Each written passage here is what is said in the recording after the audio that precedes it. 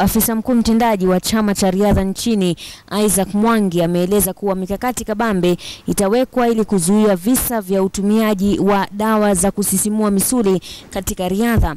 Mwangi aliyekuwa akizungumza katika uzinduzi wa mbio za nyika za Tuskys Wareng aliongeza kuwa wataanzisha shughuli ya kuwafanyia uchunguzi wanariadha katika mashindano yote humu nchini ili kukomesha tatizo hilo ambalo limeugubika ulimwengu wa riadha katika miaka ya hivi karibuni.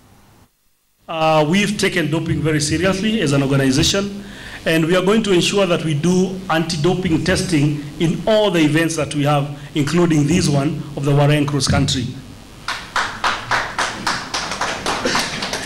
By this, we ensure that events like this one conform to international standards and that all our athletes are running and winning clean.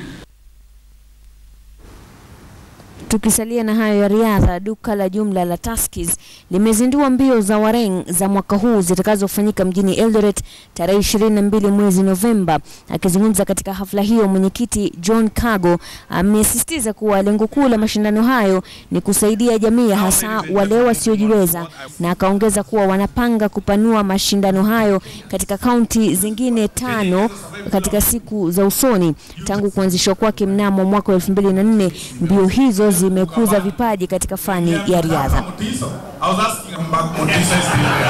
It's like knowing everybody. Kikuyu by the face, by the way.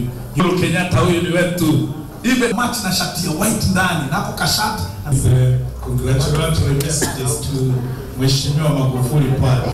Na nataka kusema kwamba Rais is calling upon all suppliers and all other like-minded partners to join with us in this noble task of serving the less privileged in Kenya.